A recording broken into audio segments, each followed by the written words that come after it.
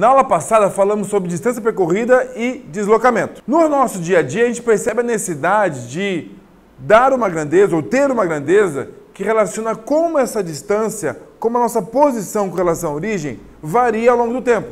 Então, nos exemplos dados, se eu estou em casa e me desloco, como será que esse deslocamento acontece ao longo do tempo? Ele acontece num intervalo de tempo pequeno ou no intervalo de tempo grande? E essa grandeza que a gente conhece muito bem no nosso dia a dia é a chamada velocidade. Ela justamente vai dar a noção de como a minha posição varia ao longo do tempo. Da mesma maneira, se a minha velocidade não é constante, eu preciso de uma grandeza que descreva como essa velocidade varia ao longo do tempo.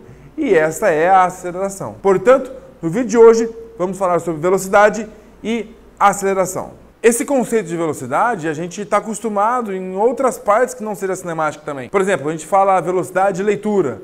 É quantas palavras eu leio num certo tempo. Velocidade de digitação, velocidade de crescimento de uma planta ou de uma população. É sempre uma taxa, uma variação ao longo do tempo. Quando a gente fala de velocidade de deslocamento, nós estamos falando dessa taxa de como o deslocamento ocorre, ou seja, a variação do meu espaço ao longo do tempo. Por isso que velocidade sempre vai ter a noção de espaço ou variação do espaço por tempo. E não é à toa que as unidades que a gente vai encontrar por aí é em quilômetros, veja, isso é uma unidade de espaço, unidade de posição, por horas, por exemplo, quilômetros por hora, ou então metros por segundo. Ou então, se eu estiver falando de, sei lá, velocidade de uma formiga, eu posso falar de centímetros por hora. E assim por diante. Nesse momento, é importante a gente diferenciar dois tipos de velocidade.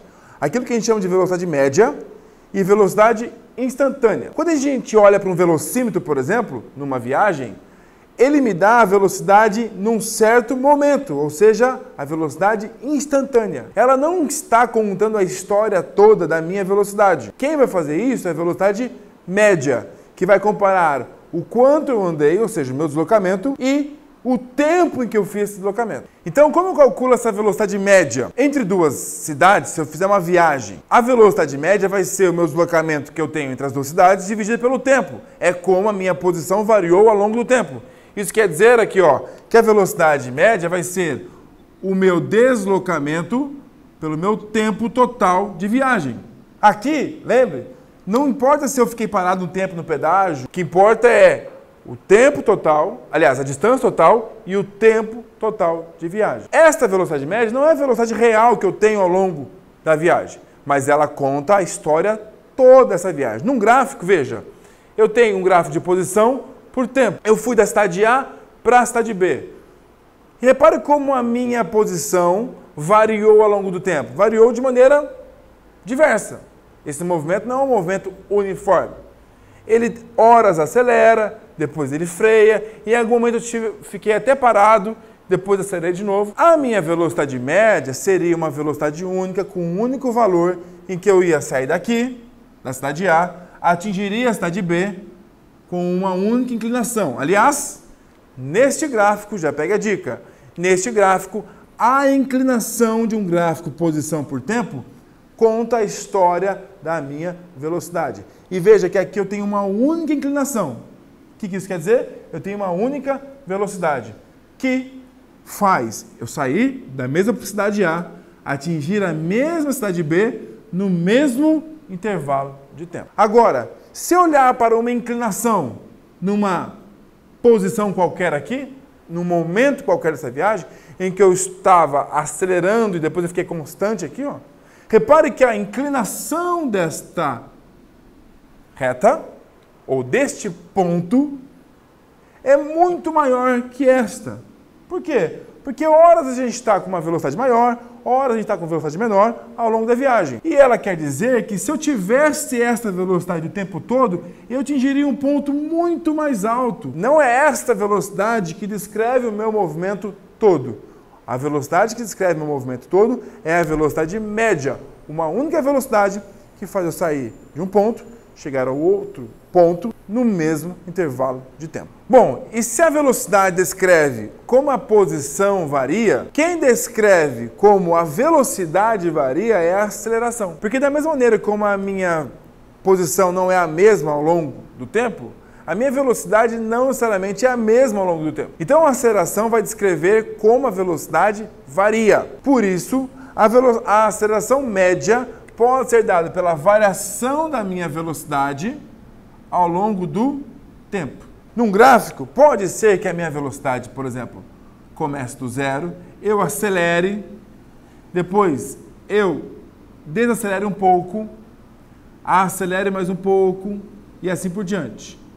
Eu tenho até ter uma velocidade constante aqui, por exemplo, no final da minha trajetória. Repare, aqui a velocidade é constante, não é que a posição é constante. A velocidade é constante.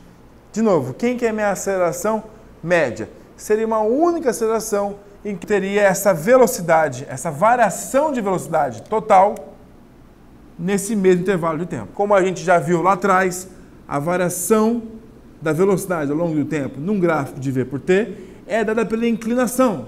O que isso quer dizer?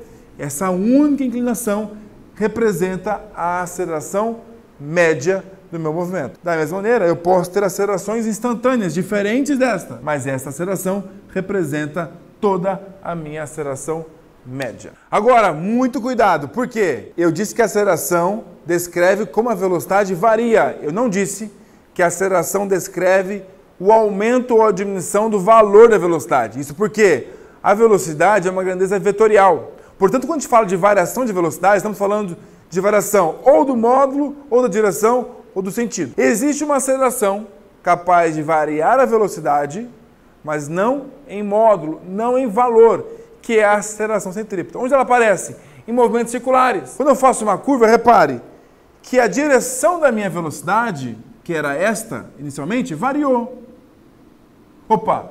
Se a velocidade, o vetor velocidade variou, é porque alguém foi responsável pela sua variação. E o responsável pela variação da velocidade chama-se aceleração. Esta aceleração, capaz de mudar a direção e não o módulo do vetor, velocidade, é chamada de aceleração centrípeta, dada por velocidade ao quadrado sobre o raio da trajetória. Mais tarde a gente fala sobre isso em outra aula, mas a questão aqui é, tome muito cuidado, a aceleração não necessariamente faz aumentar a velocidade. E aí, se você gostou ou tiver alguma dúvida, deixe seu comentário aqui embaixo que eu mesmo respondo. Na próxima aula, na aula 4 de cinemática, a gente fala sobre classificação de movimento. Movimento progressivo, retrógrado, acelerado e retardado.